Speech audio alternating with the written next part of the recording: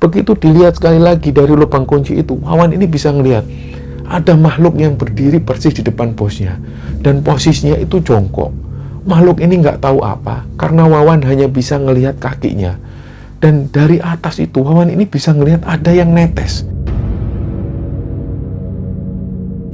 Ternyata hampir 5 menit barulah ruangan ini kebuka, jegrek. Begitu dibuka, Wati ini ngelihat bosnya itu membawa sekitar 5 botol yang biasa untuk masak itu. Dibawa, dan ketika si bos ini ngelihat Wati ada di depan pintu, si bosnya itu langsung kayak kaget. Dia langsung kayak menyembunyikan botol itu, ditutup dengan kain hitam.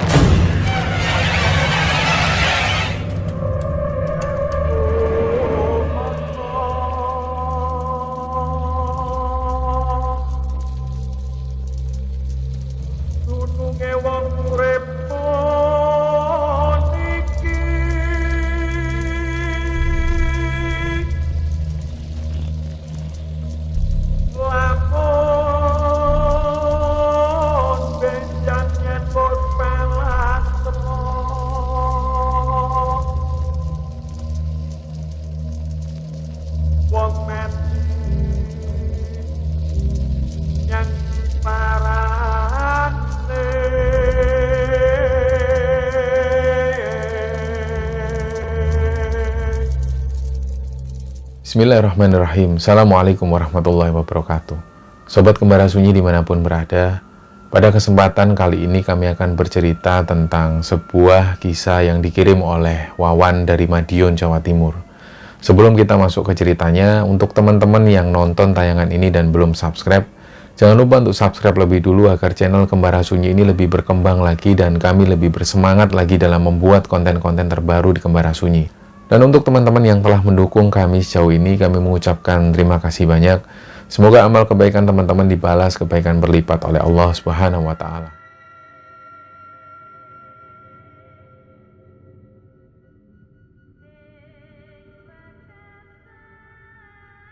Untuk cerita kali ini, pengirim ceritanya ini namanya Wawan. Wawan tinggal di Madiun, Jawa Timur. Dan dia cerita tentang pengalaman yang pernah dialami Wawan ini di sekitaran tahun 2010 sampai dengan tahun 2013 lah. Jadi ceritanya pada masa-masa SMA itu, Wawan ini punya banyak sekali teman. Dan pada waktu itu dia mengakui kalau teman-temannya itu adalah golongan anak-anak yang nakal-nakal. Nah, di setiap hari Sabtu malam Minggu terutama, mereka selalu keluar, naik motor, pergi keliling di kota Madiun, kemudian balik lagi ke desa. Dan waktu itu ada satu pos ronda yang sudah lama nggak terpakai. Disitulah tempat nongkrong mereka terakhir, di sekitaran jam 11 atau jam 12 malam di Sabtu malam Minggu itu. Mereka pun minum minuman keras dan mabuk di sana. Sampai pagi hari, setelah matahari terbit, mereka pun kembali pulang. Nah, hal itu dilakukan Wawan dan teman-teman di setiap Sabtu malam Minggu. Jadi mereka selalu ngumpul di sana dan mereka mabuk-mabukan seperti biasa. Singkat cerita, akhirnya di tahun yang sama mereka ini lulus. Di tahun 2010 itu mereka lulus SMA. Dan beberapa teman-teman Wawan itu 70% kebanyakan mereka ini merantau. Ada yang pergi ke Jakarta, ada yang ke Surabaya, bahkan ada yang keluar pulau. Nah, sementara sisanya termasuk Wawan ini masih tinggal di desa itu. Dan teman-teman yang ada di desa itu diakui oleh Wawan, mereka ini kerjanya nggak seperti teman-teman yang lain yang merantau. Jadi mereka cuma bisa bantu-bantu orang tuanya. Ada yang bantu ke sawah, ada yang nganter orang tuanya ke pasar. Dan beberapa di antaranya juga ada orang tuanya ini yang punya toko di pasar. Nah, sementara Wawan sendiri, orang tuanya ini nggak terlalu kaya. Beliau punya sawah tapi nggak terlalu besar. Jadi setelah Wawan lulus SMA itu, dia masih bingung dia harus kemana. Karena banyak pilihan waktu itu. Ada temannya yang di Surabaya ini sempat mengabarkan kalau ada kerjaan, tapi Wawan masih belum srek waktu itu. Nah, jadi selama menunggu kabar dari teman-temannya itu, ada satu pamannya Wawan yang biasa dipanggil dengan Pak Lek John. Pak Lek John ini punya satu warung nasi goreng. Beliau buka warung nasi goreng ini belum terlalu lama di sana. Nah, karena Wawan merasa barangkali Pak Lek John bisa memberikan kerjaan ke Wawan. Berangkatlah Wawan menuju ke sana, dan Wawan ini ngomong ke Pak Leknya itu, Lek, barangkali aku bisa kerja di sini, Lek, bantu-bantu apa gitu, Lek. Karena kan warungnya Lek John ini semakin rame. Nah, ternyata waktu itu Lek John ini langsung memberikan tempat. Ya sudah, enggak apa-apa, bantu-bantu di sini. Syukur-syukur, Wan, kalau kamu nanti bisa bantu-bantu Lek masak. Nah, nanti tak ajarin gimana caranya masak. Jadi di warung Lek John ini menjual berbagai macam makanan, terutama Chinese food. Selain nasi goreng, ada juga mie goreng, bakmi goreng, capcay, fuyung hai, dan lain sebagainya. Nah, singkat cerita, sampai 5 bulan Wawan bantu Lek John itu, akhirnya Wawan sendiri sudah bisa masak. Ketika ada pelanggan yang datang, Wawan pun dipersilakan oleh Lek John ini masak sendiri masakannya, karena Wawan merasa dia sudah mampu untuk mengatasi hal itu. Nah, berjalannya waktu, di bulan ke-7, malam itu nggak seperti biasanya. Jadi, ketika warung ini mau dibuka, semua bahan-bahan ini sudah dipersiapkan. Ternyata hujan ini turun dengan deras. Nah, Wawan tanya ke Leknya itu, Lek, gimana Lek? Ini jadi buka apa enggak warungnya? Lek John waktu itu sempat diam sebentar, terus ngomong ke Wawan, ya sudah, enggak apa-apa Wan, dibuka aja Wan. Siapa tahu memang rezeki kita hari ini lumayan. Lah hujan gimana Lek? Ya wis enggak apa-apa, pakai jas hujan atau seadanya, nanti kan di sana ada terpal. Lah berangkatlah mereka di tengah hujan. Biasanya selama Wawan ikut Lek John ini, setiap kali hujan deras mereka selalu mengurungkan untuk buka warung. Karena mereka tahu ketika warung ini dibuka dan dalam posisi hujan, warung itu selalu sepi. Jadi daripada mereka buka warung dan pelanggannya sepi, nggak ada yang beli, lebih baik mereka tutup. Tapi malam itu, Lek John ini berubah pikiran. Akhirnya mau nggak mau berangkatlah Wawan ini dorong rombongnya menuju ke satu titik lokasi jualan itu. Begitu sampai di sana, hujan ini belum juga reda. Dipasanglah terpal-terpal itu, ditunggu. Sampai sekitar jam 8 malam, nggak ada satu orang pun yang beli. Karena hujan itu merata. Bahkan orang yang lewat di depan warung Wawan itu nggak ada sekalipun. Jadi orang-orang lebih memilih untuk di dalam rumah. Dan nggak lama kemudian, Wawan ini lagi asik duduk-duduk sambil ngerokok, sambil nunggu pembeli. Di situasi yang hujan seperti itu. Nggak lama kemudian, Wawan ini juga ngelihat ada satu perempuan yang datang. Perempuan ini nggak tahu datangnya dari mana. Dia itu bawa barang-barang bawaan kayak orang mudik. Nah, begitu datang, si Pak Lek John ini manggil, sini loh mbak, hujan-hujan, sini duduk sini, nggak apa-apa, nggak beli juga nggak apa-apa. Akhirnya si perempuan ini pun duduk di situ. Nggak lama setelah itu ternyata perempuan ini pesan, Pak, nasi goreng 1 ya Pak. Oh iya mbak, duduk aja. Nah, pada waktu itu Wawan ini ngelihat, ini kok cewek kok nggak kebasahan sama sekali, padahal hujan deras kayak gini. Sebelumnya Wawan itu ngelihat si cewek ini datang jalan dari kejauhan dan jalannya itu nggak terlalu cepat. Tapi kenapa kok si cewek ini nggak basah sama sekali? Rambutnya itu panjang sebahu dan sama sekali nggak basah. Nah, di situ Wawan ini sudah mulai ngerasa kok ada yang aneh sama ini cewek. Tapi mungkin Lek John waktu itu nggak melihat hal yang sama seperti yang dilihat Wawan. Jadi Lek John cuman langsung bikinkan nasi goreng, setelah itu diserahkan. Nah, ternyata pada waktu makan, si cewek ini cuma makan 1 atau 2 sendok makan. Setelah itu ditaruh. Berapa Pak? Jadi Lek John ini sempat tanya, karena Wawan ini jaraknya agak jauh. Jadi Wawan itu juga mendengar samar-samar.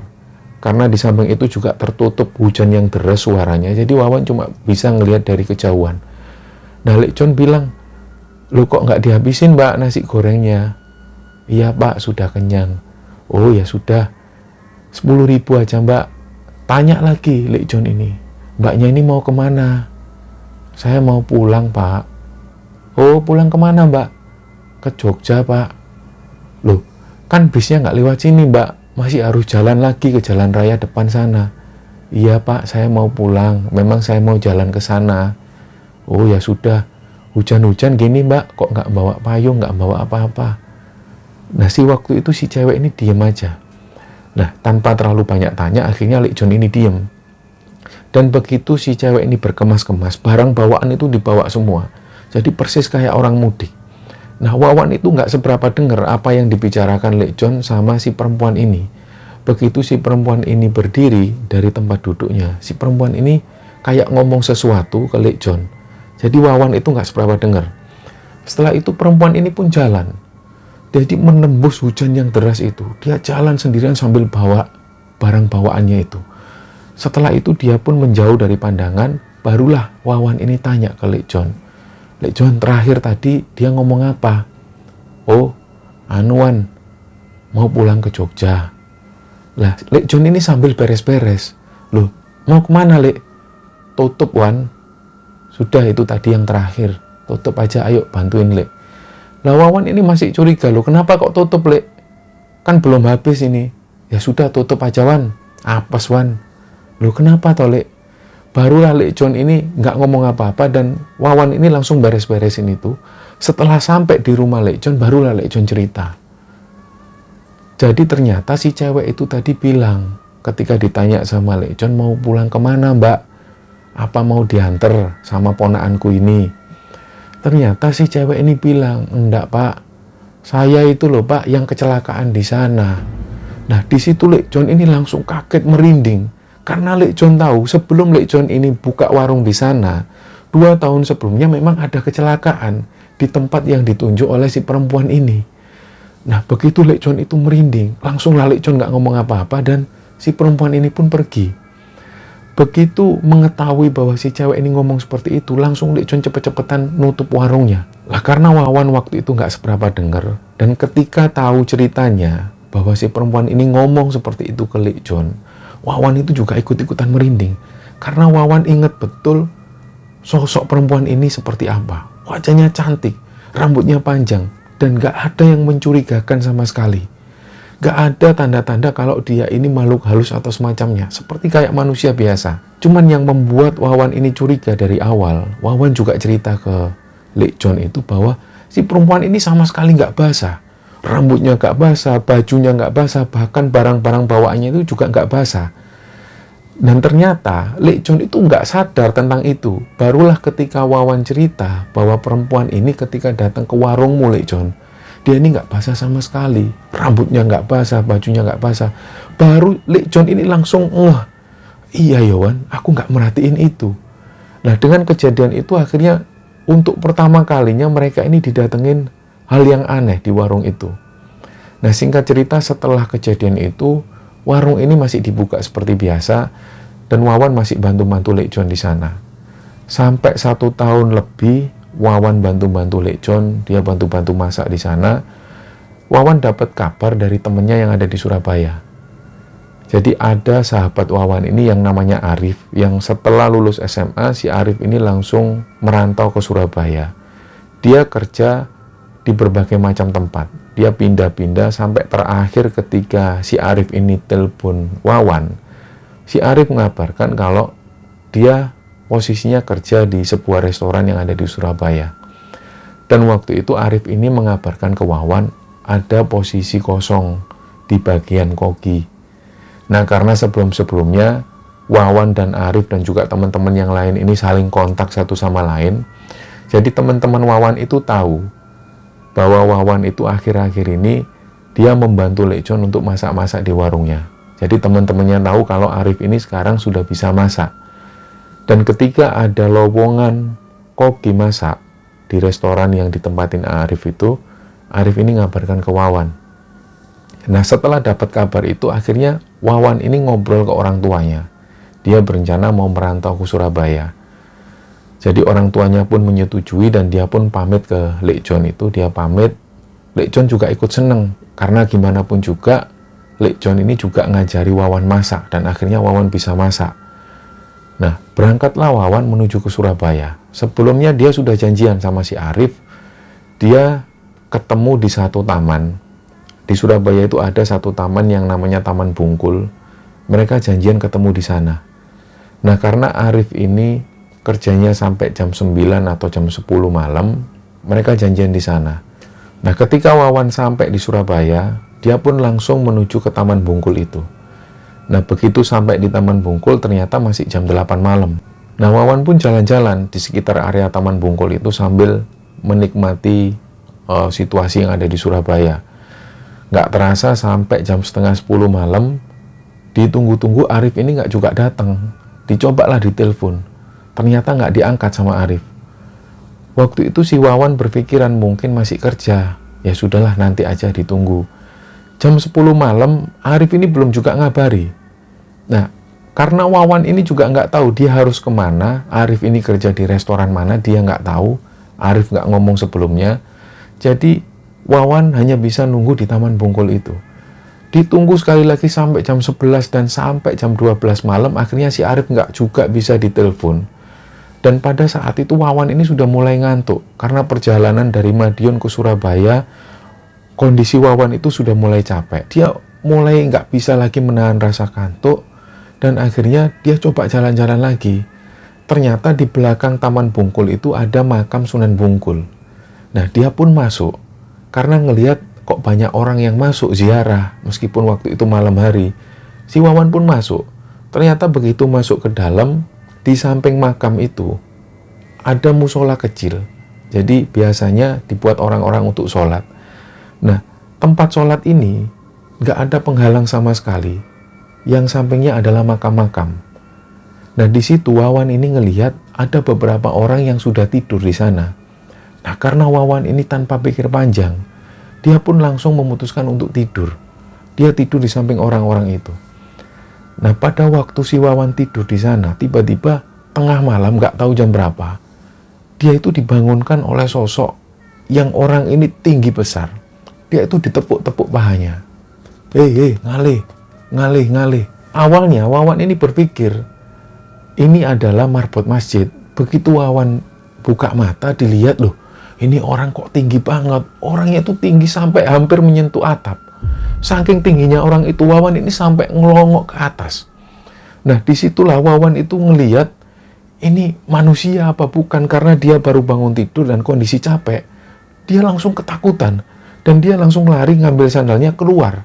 Nah, dia tahu waktu itu sekitar jam 2:30 dini hari. Jadi dia cuma duduk-duduk di Taman Bungkul sambil nunggu si Arif ini. Arif ditelepon sekali lagi. Ternyata Arif belum juga ngangkat telepon. Nah, jadi selama jam 3 dini hari sampai subuh hari, Wawan ini duduk-duduk di sekitaran taman itu. Sampai matahari terbit, barulah Wawan kembali lagi ke sekitaran makam Taman Bungkul itu. Dia cuci muka. Setelah cuci muka, dia baru cari sarapan di sana. Baru sekitar jam 7:30 pagi, si Arif ini telepon. Dia minta maaf betul. Wan, tunggu di situ, Wan, tak jemput sekarang, Wan. Datanglah Arif ini. Setengah jam kemudian Arif datang, langsung dia cerita. Ternyata malam itu, si Arif ini kerja. Setelah kerja memang ada satu tradisi di sana. Ketika restoran ini rame, si bos dari Arif itu selalu buat satu perayaan kecil-kecilan. Jadi mereka minum-minum di sana dan gak terasa waktu itu mereka mabuk. Sampai pada akhirnya Arif ini juga lupa kalau Wawan itu sudah datang dari Madiun. Nah, apalagi HP dari Arif itu tertinggal di mes di lantai 3. Nah, ceritalah Arif di sana, Wawan pun bisa terima. Ya sudahlah Arif, gak apa-apa Arif. Karena Wawan tahu, ya gimana pun juga pada saat mereka SMA itu mereka doyan mabuk. Sekitar setengah jam kemudian barulah mereka sampai di restoran itu.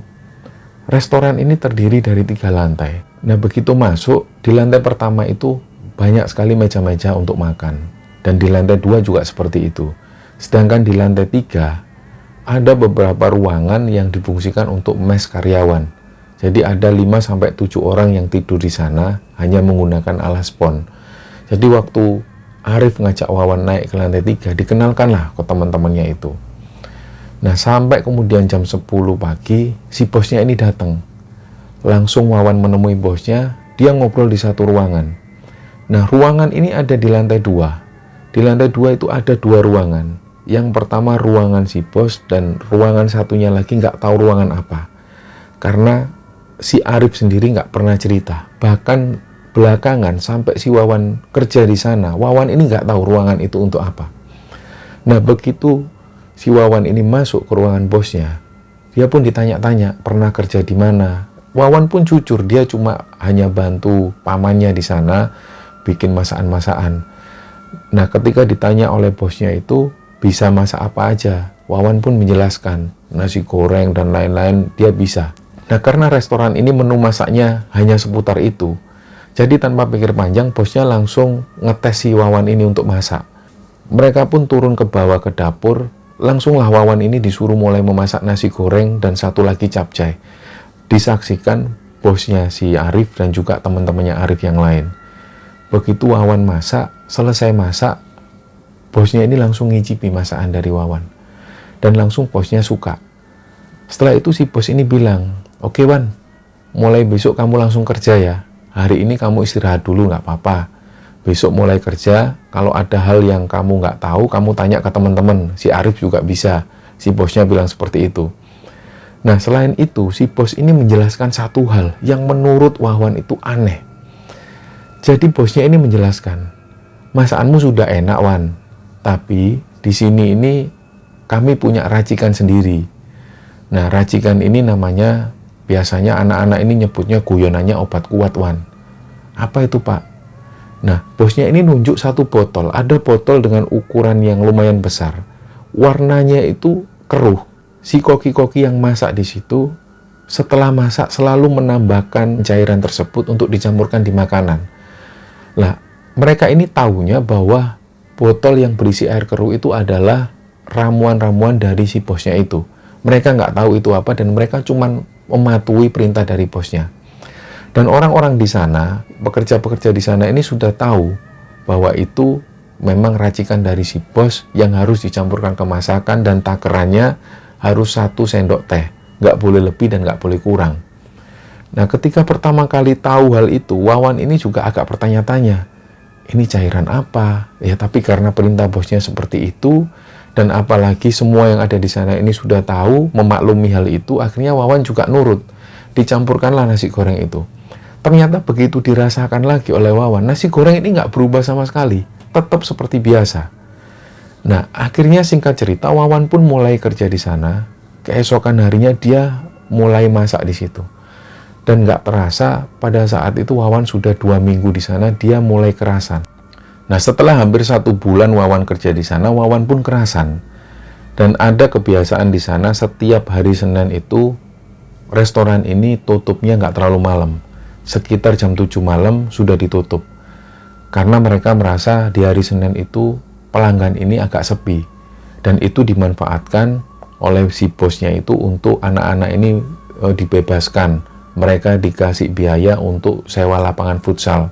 Dan si cewek-cewek itu dipersilahkan untuk ikut latihan yoga dan segala macamnya. Jadi di hari Senin itu hari yang ditunggu-tunggu oleh karyawan di sana. Dan Wawan sudah tahu tentang itu. Jadi setiap Senin jam 7 restoran sudah ditutup dan mereka mulai main futsal. Sementara yang cewek-cewek itu latihan yoga di tempat yang berbeda.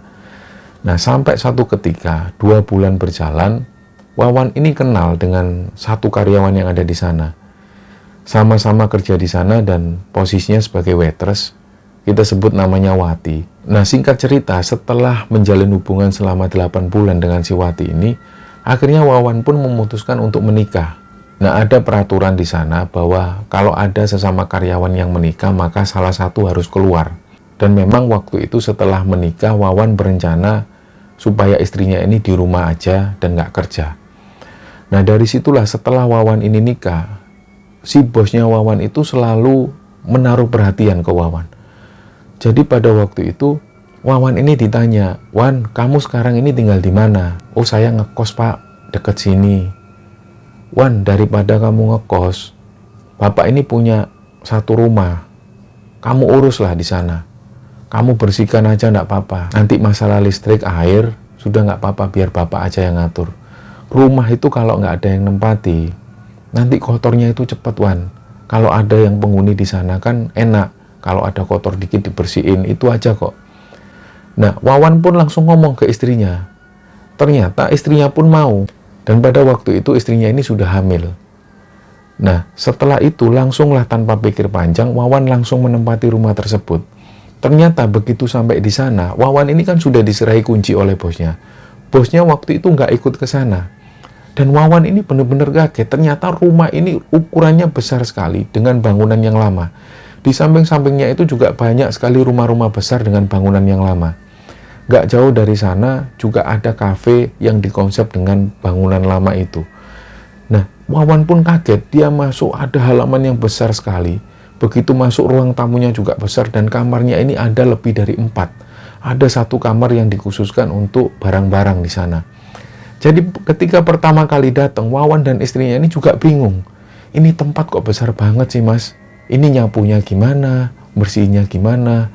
Nah Wawan bilang, ya sudahlah dek, wong namanya rezeki. Sudah nanti tak bantu, tak apa-apa. Nah karena mereka ini nggak bawa apa-apa ke sana. Mereka cuma bawa barang-barang bawaannya dan juga baju-baju. Jadi untuk sementara di sana mereka ini tidur beralaskan kardus. Nah, selama beberapa hari tinggal di sana, barulah Wawan ini beli kasur spons untuk ditaruh di sana. Seminggu tinggal di sana, nggak ada kejadian apapun. Jadi Wawan ini juga nggak merasa aneh. Tapi pada waktu itu si bos ini sempat tanya, gimana Wan, kamu kerasan? Kerasan pak, nggak ada hal-hal yang aneh kan? Oh nggak ada pak. Tapi Wawan ini tanya lagi ke bosnya, loh, bapak ngomong gitu kenapa pak? Apa ada yang aneh? Oh enggak Wan. Jadi rumah saya dulu itu kan rumah keluarga. Nah, 2 tahun yang lalu itu sempat ditempati anak-anak muda untuk dibikin kafe-kafe gituan. Ternyata belum sampai 2 tahun mereka sudah balikin kunci. Ketika kami tanya, katanya mereka sudah bangkrut, nggak bisa meneruskan. Tapi kok kata penjagaku yang ada di sana itu, mereka ini ketakutan karena setiap malam diganggu. Lah Wawan itu ngomong, loh, kami nggak ada itu pak, nggak pernah diganggu apa-apa. Oh ya syukur Wawan. Tapi kalau memang ada hal-hal yang ganjil, kamu ngomong aja ya. Nanti tak panggilkan orang pinter. Oh iya pak. Nah Wawan pun kembali kerja beraktivitas di sana. Lah seperti biasa ketika masak, Wawan nggak lupa untuk menambahkan cairan yang dari bosnya itu 1 sendok teh. Itu dicampurkan masakan. Dan Wawan belum curiga sama sekali itu cairan apa. Jadi ketika usia kandungan istrinya Wawan ini menginjak 3 bulan, si bosnya Wawan itu manggil, Wan, coba kamu ajak istrimu kontrol ke dokter. Sudah masalah biaya nanti aku, gampang yang ngurus. Dikasihlah kartu nama sama si bos itu. Nah, Wawan ini tanya sekali lagi, ini nggak apa-apa pak?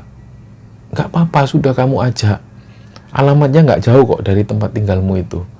Oh ya sudah pak, terima kasih pak. Ya sudah nggak apa-apa, kamu nggak usah mikir masalah biaya. Lah diajaklah istrinya itu ke satu tempat. Dokter ini tinggal di satu perumahan. Diajaklah istrinya ke sana dan periksa seperti biasa. Ternyata setelah periksa itu, Wawan tahu total biayanya itu sekitar 150.000. Nah karena Wawan ini nggak punya uang, pada waktu itu dia juga sungkan ngomong ke dokternya itu.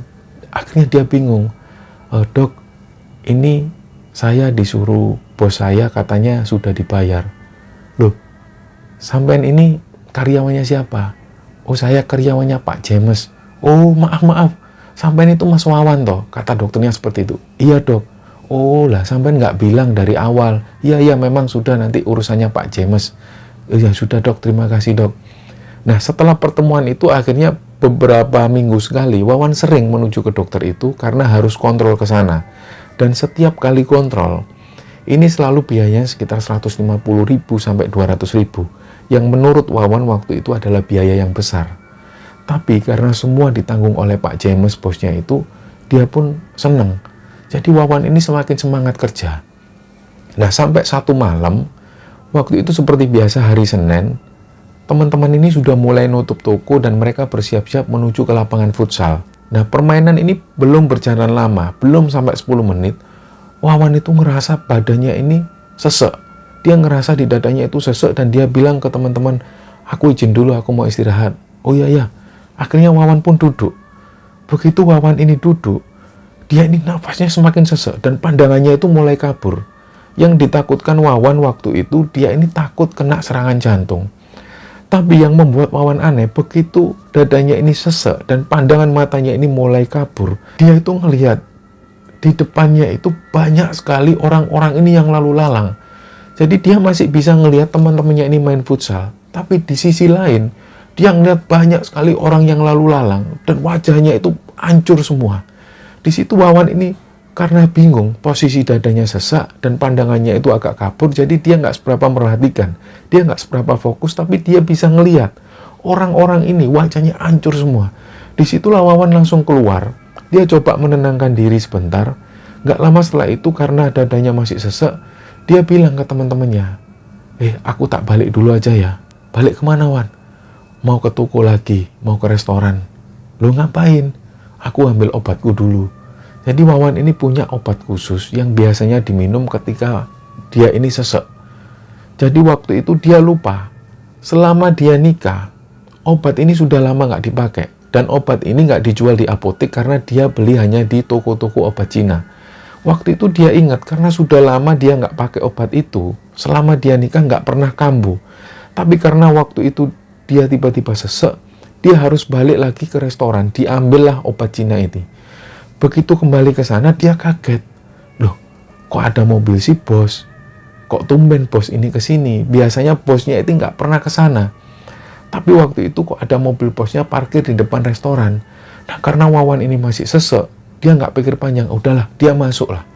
Begitu masuk ke restoran, dia masuk ke lantai 1, ternyata bosnya nggak ada di lantai 1. Wawan pun naik ke lantai 2. Dan Wawan yakin kalau bosnya ini ada di ruangannya. Nah, awalnya Wawan ini mau menyapa bosnya, tapi ternyata ketika dilihat, di ruangan bosnya itu nggak ada siapa-siapa. Loh, ini bos kok nggak ada? Masa iya di lantai 3? Nah, Wawan pun naik ke lantai 3, dia masuk ke ruangannya, diambillah obat-obatan itu di dalam lemari, diambil. Ternyata obatnya masih ada. Langsunglah segera Wawan ini nyari minum. Dan galon air itu ada di lantai bawah. Begitu Wawan turun ke lantai 2, dia masih curiga, ini bos kemana? Dia nggak mau kalau masuk di restoran itu tanpa menyapa bos sebelumnya. Dicarilah di ruangan lantai 2 itu. Di sana sekali lagi dilihat, di ruangan bosnya ini nggak ada. Nah, yang membuat Wawan curiga, masa iya di ruangan ini? Sementara di ruangan yang satunya itu, dia nggak pernah tahu sama sekali ruangan ini untuk apa. Nah, karena Wawan ini penasaran, selain dia juga nyari bosnya di mana, dilihatlah. Jadi dari lubang kunci itu dia bisa ngelihat ternyata bosnya ada di sana dan kayak repot dengan sesuatu. Jadi karena kondisi waktu itu dia nggak bisa ngelihat terlalu jelas, dia bisa ngelihat bosnya itu kayak ngeracik sesuatu dan nggak tahu itu apa. Tapi karena Wawan ini penasaran, kayak seolah-olah bosnya di ruangan itu nggak sendirian, kayak ada beberapa orang yang ada di sana. Tapi Wawan ini nggak bisa melihat, tapi bisa merasakan. Begitu dilihat sekali lagi dari lubang kunci itu, Wawan ini bisa ngelihat ada makhluk yang berdiri persis di depan bosnya. Dan posisinya itu jongkok. Makhluk ini nggak tahu apa, karena Wawan hanya bisa ngelihat kakinya. Dan dari atas itu, Wawan ini bisa ngelihat ada yang netes. Kayak ada atap yang bocor, yang netes, dan cairannya itu tumpah di satu baskom. Dari baskom itulah cairan ini dituang di botol. Nah, yang membuat Wawan ini kaget, botol itulah yang biasa digunakan mereka untuk masak. Nah, karena kejadian itu, Wawan ini semakin sesek. Dia benar-benar nggak bisa ngelanjutin ngelihat situasi semacam itu. Dia posisinya semakin sesek. Langsunglah dia mundur pelan dan dia turun ke lantai bawah. Tanpa pamit ke bosnya, dia langsung balik. Jadi pada waktu itu dia belum sempat minum obatnya. Di jalan itu dia sambil mikir, itu tadi apa yang dilihat? Ruangan ini sama sekali nggak ada yang tahu, dan semua karyawan nggak ada yang tahu, dan nggak boleh ngelihat di ruangan itu. Tapi pada waktu itu Wawan ini jadi tahu bahwa di dalam ruangan itu bosnya itu melakukan sesuatu yang aneh. Dan Wawan ini yakin persis, ada sesuatu makhluk di sana yang nggak tahu tetesan itu apa, tapi jelas-jelas Wawan ini ngelihat tetesan air itu yang dituangkan ke dalam botol. Nah, begitu sampai di rumah, Wawan ini nafasnya sesek dan istrinya tanya, "Kenapa, Mas?" "Ambilkan aku minum, ambilkan aku minum." Setelah diminum obat Cina itu, Wawan agak mulai reda seseknya. Dia pun sudah mulai bisa tidur. Barulah keesokan harinya, Wawan cerita tentang kejadian waktu itu. Nah, istrinya, karena istrinya si Wati ini dulu pernah kerja di sana, Wati pun akhirnya cerita, "Sebenarnya kalau hal itu aku sudah tahu, Mas. Ternyata Wati ini dulu pernah ngeliat juga bosnya melakukan hal yang sama." Jadi ceritanya, malam itu Wati ini sengaja setelah toko ini tutup, mereka masih bersih-bersih. Dan Wati itu nyari bosnya karena ada sesuatu yang harus ditandatangani, semacam invoice yang harus ditandatangani bosnya. Si Wati pun naik ke atas, dicarilah di ruangan bos ini nggak ada. Nah, jadi selama hampir 10 menit Wati ini nyari-nyari bosnya. Dan Wati pun curiga, masa iya di ruangan ini? Kan ruangan ini nggak boleh dibuka. Lah akhirnya Wati itu nunggu di depan ruangan itu, antara di ruang bosnya dan di ruang yang nggak tahu itu apa, ditunggu di sana. Ternyata hampir 5 menit barulah ruangan ini kebuka. Cekrek. Begitu dibuka, Wati ini ngelihat bosnya itu membawa sekitar 5 botol yang biasa untuk masak itu. Dibawa, dan ketika si bos ini ngelihat Wati ada di depan pintu, si bosnya itu langsung kayak kaget. Dia langsung kayak menyembunyikan botol itu, ditutup dengan kain hitam. Dan pada waktu itu Wati ini ngelihat persis di belakang bosnya itu ada satu meja. Dan di atas meja itu dia bisa ngelihat ada makhluk. Makhluk ini nggak tahu itu apa. Kayak wajahnya itu kerontang, bener-bener kayak tengkorak, tapi warnanya hitam. Si makhluk ini kayak nempel di dinding dan sambil ngelihat ke arah depan. Dan Wati itu langsung ketakutan. Dari wajah yang ketakutan itu akhirnya si bos ini langsung nutup pintu. Kamu kenapa, Wati? Kok ada di sini? Ini Pak James, saya mau minta tanda tangan untuk invoice. Oh iya, saya tanda tangani. Nah, dari situlah wajah Pak James itu agak kikuk. Dia seolah-olah kayak menyembunyikan sesuatu. Nah, dari cerita itu Wawan akhirnya tahu, jangan-jangan ini ada apa-apa di ruangan itu. Nah, sebelum-sebelumnya banyak karyawan yang kerja di sana, terutama si Arif ini juga sudah curiga bahwa si bos ini, Pak James ini, pakai pesugihan untuk restoran itu. Nah, mereka semua ini sudah lumrah. Ketika restoran ini mau buka, mereka harus bikin satu air garam. Air garam ini diaduk-aduk dan harus disiram-siramkan di depan restoran itu, sambil disapu dengan sapu lidi. Disapu dan airnya itu diarahkan keluar. Hal itu dipikir oleh teman-teman dari awal mungkin untuk membersihkan lokasi yang ada di depan, tanpa berpikiran apapun. Nah, tapi ada beberapa juga yang curiga, air itu difungsikan untuk sebagai penglaris, selain dari air keruh yang dicampurkan ke masakan-masakan itu. Nah, dengan kejadian itu akhirnya Wawan ini sempat berpikir, apa ya yang dilakukan sama Pak James itu? Nah, hal itu pun berlalu. Nah, sampai kemudian usia kandungan istrinya ini menginjak di 8 bulan usia kandungan. Jadi pada waktu itu Pak James ini bilang, Wan, bawa istrimu ke dokter biasanya. Coba bawa ke sana. Usia-usia segini ini usia rentan. Nah, karena Wawan memang sudah ada jadwal, dibawalah ke sana. Tapi malam itu Wawan ini ngerasa ada yang aneh. Biasanya ketika Wawan ke sana ada sekitar 1 atau 2 pasien. Tapi malam itu nggak ada satupun pasien. Begitu Wawan ini datang, dokter tersebut ini langsung keluar. Dia langsung bukakan pagar sendiri. Nah, Wawan ini sempat berpikir, kok nggak biasa-biasanya dokter ini kok bukain pintu. Ya sudahlah, dibawalah. Istrinya dibawa masuk, dan pada waktu itu istrinya masuk ke ruangan. Seperti biasa Wawan nunggu di ruang tunggu, dia duduk-duduk di sana sambil baca-baca majalah. Nah, gak lama kemudian, sekitar setengah jam kemudian, dokter ini keluar. Dia langsung dengan wajah yang panik, dia bilang, Mas Wawan, maaf ya, sampean yang sabar ya.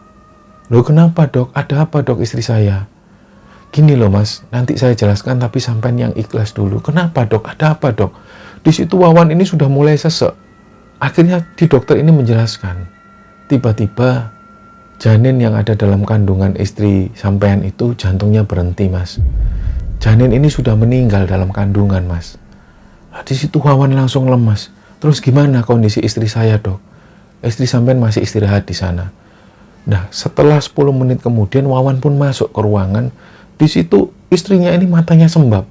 Dan barulah langsung Wawan ini meluk istrinya dan perutnya ini sudah kempes.